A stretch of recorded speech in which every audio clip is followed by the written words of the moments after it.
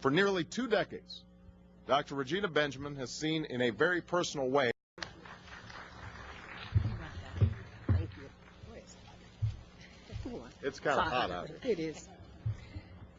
Thank you, Mr. President, and thank you, Secretary Sebelius, for being here with me.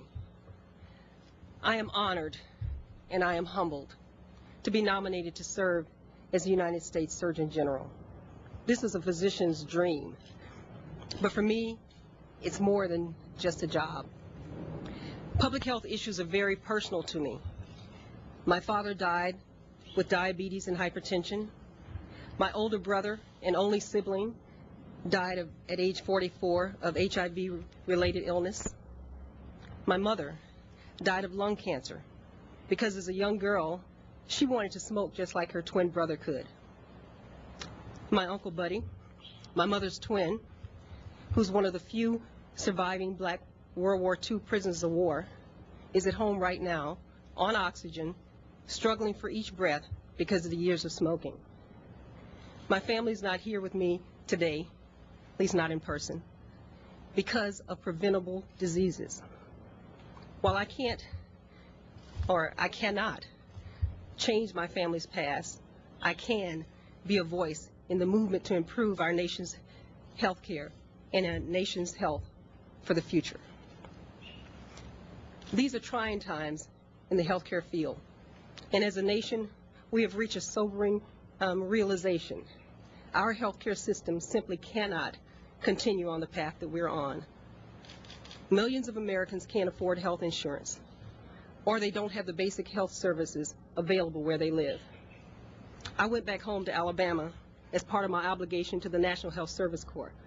It's a program that provides underserved communities in America with qualified clinicians. The National Health Service Corps paid for my medical school education and in return placed me in an area that desperately needed physicians, and I stayed. So, in 1990, I founded the BioLabattery Rural Health Clinic in Alabama. And as a physician, my priority has always been the needs of my patients. I decided I would treat patients regardless of their ability to pay.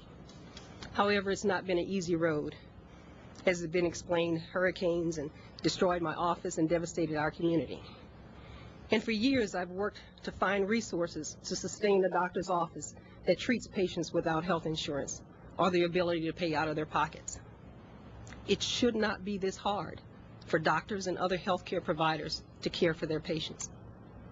It shouldn't be this expensive for Americans to get health care in this country. And Mr. President, thank you for putting health care reform at the top of your domestic agenda. My hope, if confirmed as Surgeon General, is to be America's doctor, America's family physician. As we work toward a solution to this healthcare crisis, I promise to communicate directly with the American people to help guide them through whatever changes may come with healthcare reform. I want to ensure that no one falls through the cracks as we improve our healthcare system.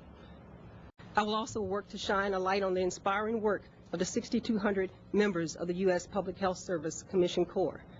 These men and women serve on the front lines in the nation's fight against disease and poor health conditions. I'd like to close by thanking two of my medical school professors. First, former Surgeon General Dr. David Satcher, who instilled in me a passion for community medicine. As a medical student, he required me to go out into these small towns, spend time with rural physicians, and participate in public health projects. Those experiences, no doubt, led me to open my practice in BioLabattery. I must also thank former Secretary of Health and Human Services, Dr. Louis Sullivan. Dr. Sullivan was my dean, and he taught me hematology.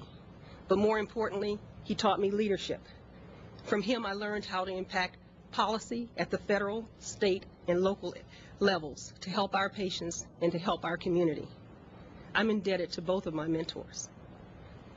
And finally, I'd like to thank my staff and my patients at our rural health clinic in BioLabattery. All of the work over the past 20 years have been for them and for patients like them, and today is no different. So thank you, Mr. President, for having the confidence in me, and if confirmed, I promise I will give you and the American people my best. Thank you.